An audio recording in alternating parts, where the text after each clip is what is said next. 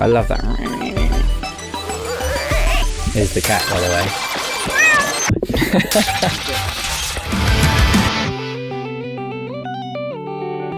Super cool. Well, so who's that again? RJ Payson, his name. Right. Some TikTok kid that just sits and does all this crazy shit. And He like chops up and pitch shifts and stuff in Ableton with his guitar, and it's just super sick, yeah.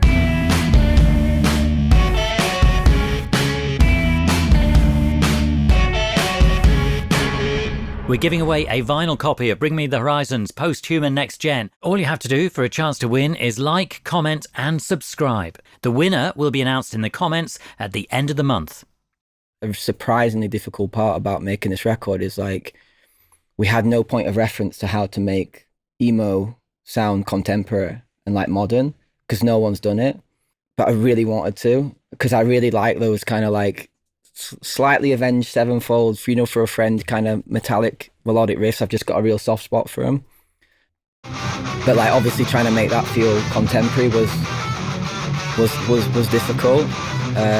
So we ended up layering them with like tons of synths, making it feel slightly, for lack of a better word, hyper poppy, and also like trying to make it feel like massively like a pop song as well at the same time. So you have all these quite intricate, detailed riffs going on, but if you're just like someone who likes pop music, it's not even registering. But then if you are someone who likes metal music and all that stuff, you are hearing that riff and like, oh, that's actually quite a techie little riff going on there. So it was just trying to find that balance where it wasn't imposing on the vocals themselves, and it were doing its own thing, but yeah, not getting in the way of the song, because obviously they do fill quite a big space, so it's quite easy for that to happen. Yeah. And so is Lee doing this all the time, or are you constantly recording riff ideas? Or that MIDI? So I went in the verse. This is where the really kind of Avenged Sevenfold, Funeral for a Friend type riff is. I just played. That would have been me going dun, dun, dun, dun, dun, dun, dun, dun, or something like that on the keyboard with a synth, and then considering how to turn that into a guitar and maybe scrapping it as a synth, but then they kind of tuck in together. Yeah. You took it and made it more of an actual riff, didn't you? Yeah, I think so. But the thing is, it's cool because when like Dan's doing that on a keyboard, you're not necessarily thinking about it as a guitar, are you? It's like, well, if it sounds good, so then when you play it, it's way more interesting. Do you know, like when you play guitar, you get stuck in like, oh, these notes work together, or this is how riffs should be like built and stuff, and it's not thought about in that way. So it's like a different approach to writing a riff. So it just makes it a lot more interesting, I think. Because you can get set in your ways of like notes that work and all this stuff, whereas Like where your fingers can and if it's like unplayable, trying to figure out ways to make it actually work on a guitar and stuff like that. So can we hear it cool. again? Yeah. You can tell it's like a MIDI thing.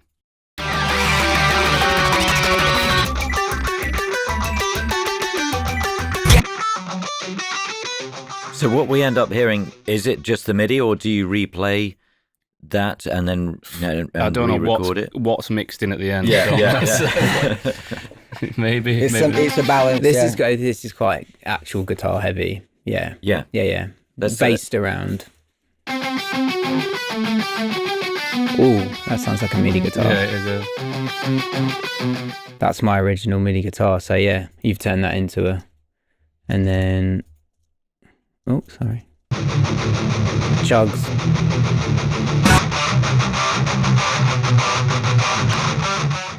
That's very Funeral for a Friend, isn't it? Yeah, so that's... There's a lot of the leads MIDI, isn't it? That bit, yeah. I remember that original. And then the synths sound like... Time for a quick Tapeit feature highlight. As well as being able to organise your voice memos into mixtapes, Tapeit will automatically detect what instrument you are recording and tag it with an icon. If you're a multi-instrumentalist, you'll love the additional organisation this feature brings to your notes library. To find out more, follow the link in the description or use the promo code TAPENOTES for 20% off Tapeit Pro. That was my original synth. Is that not that? The synth is... I just remember. All right, yeah. But the bling blong Twinkle, stuff, yeah. That's gone crazy as well on this song. The first one, is there a car screech? Like car pulling up in like a there's like an error PC sound, there's like a boom in the first verse. Let's have a look. Yeah, it's around that area.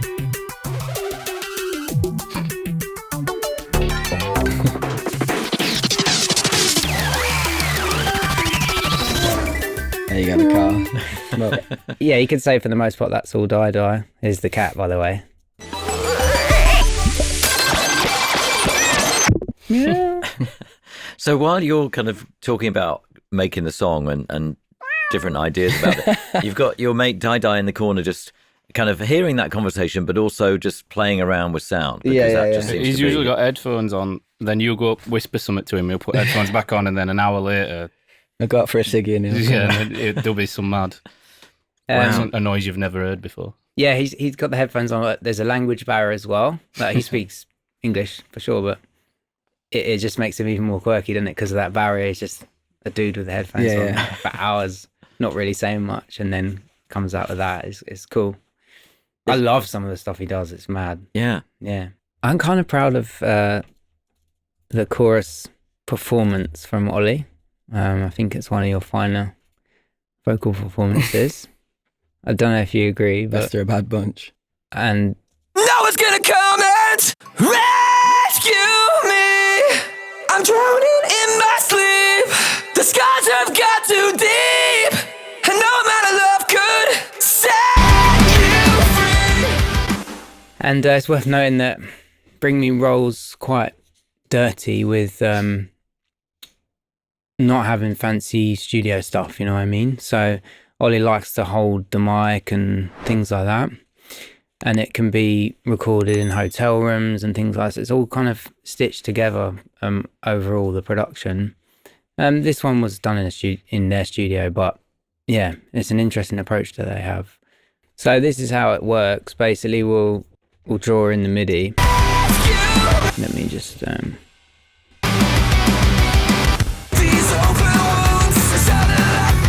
take the vocals off. Yeah. So this is a bunch of drums going on basically, and it's coming out of Contact. And me and Zach are doing slightly different things. I've got the label copy stems, which is all the remix stuff. So Zach gave me back a printed stem of drums, so I've just split it out into roughly what his looks like.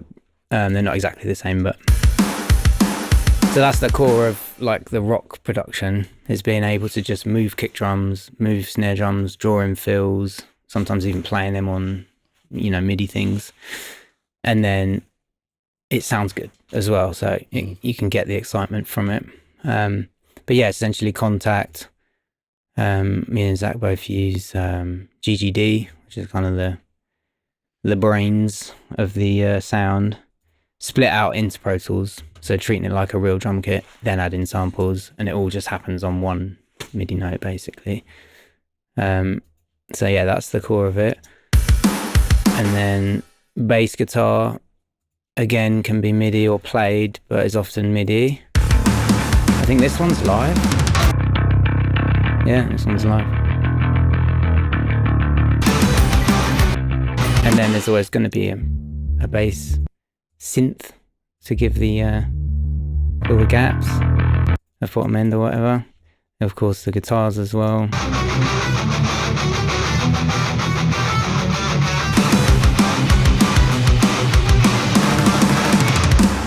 Yeah. And then this is a printed stem for all the synths, which would probably look like big old sesh, Oh, there's the RJ Payson bit as well, isn't there? Oh yeah, and then Ollie got this really sick guitarist whose signature style is basically this. Let me see. He just does mental glitchy, like Midwest emo. Not that. That's actually me playing. That's one note, octave. But super cool. Well, so who's that again? RJ Payson, his name. Right. Is, He's like some TikTok kid that just sits and does all this crazy shit, and he like chops up and pitch shifts and stuff in Ableton with his guitar, and it's just super sick, yeah.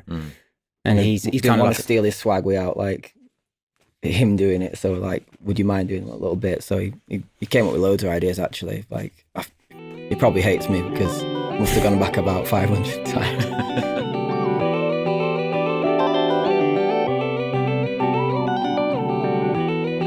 yeah, it's sick. And then what happens there?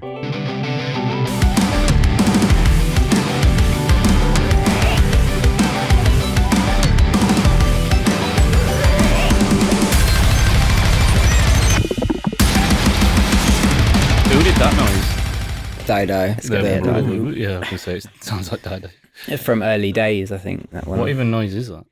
Let's have a look. That's the breakdown. Is it some of the cat or something? Isn't it? Yeah, Mario and The Mario coin. yeah. There's this as well. I love that. It's so weird.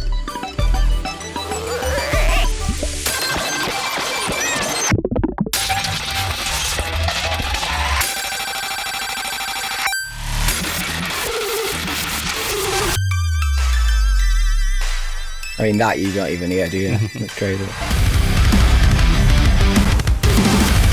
Yeah, you do actually. Oh yeah. There you go, boys. Oh, that's the wrong track. But yeah, so madness.